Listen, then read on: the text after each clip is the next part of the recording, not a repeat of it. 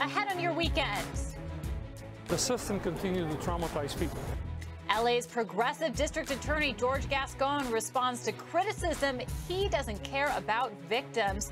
Tonight, the emotional roundtable where survivors got the chance to tell the DA what they want from his administration. On Spectrum News 1, I'm Kate Cagle. Leading tonight's show, it's been 1 year since LA County voters elected one of the most progressive DAs in the country, George Gascon. The former LAPD officer campaigned on ending mass incarceration in California. So on his first day, he ended sentencing enhancements, leading to shorter sentences for those convicted of even violent crimes. The move has outraged his critics, who now have coalesced around a single rallying cry: victims matter. I spoke with one man who's been on both sides. After launching his nonprofit from a prison cell in San Quentin, Ceasar McDowell sure feels good to be in an office these days. He's been out for about a year, having served 20 years of a life sentence for threatening his then girlfriend. He's now helping others get out through his nonprofit, Unite the People. Helping the guys that are incarcerated, who does that help? That helps the community. That helps the other people.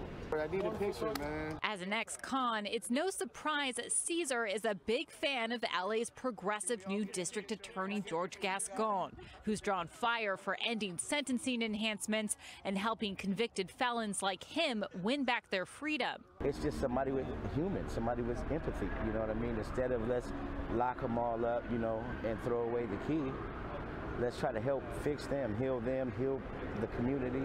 That's huge.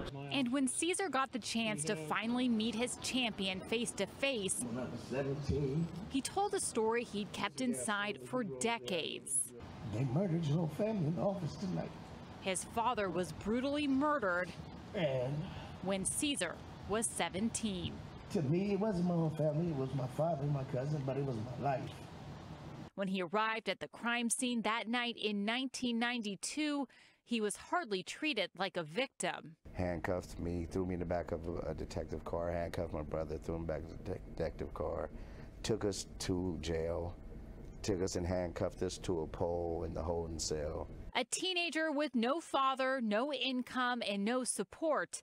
It wasn't long before he himself turned to crime. It's like, where was the resources for that 17-year-old kid that's living with a 19-year-old kid, in the house with no food, no water, no electricity? During the roundtable discussion, it became clear victims need more than just justice.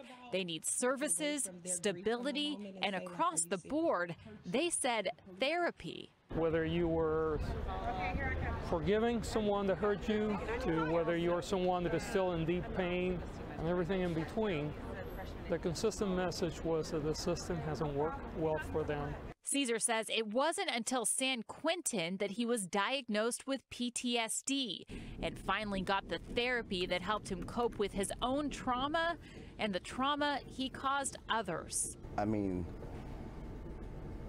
it's always going to be raw.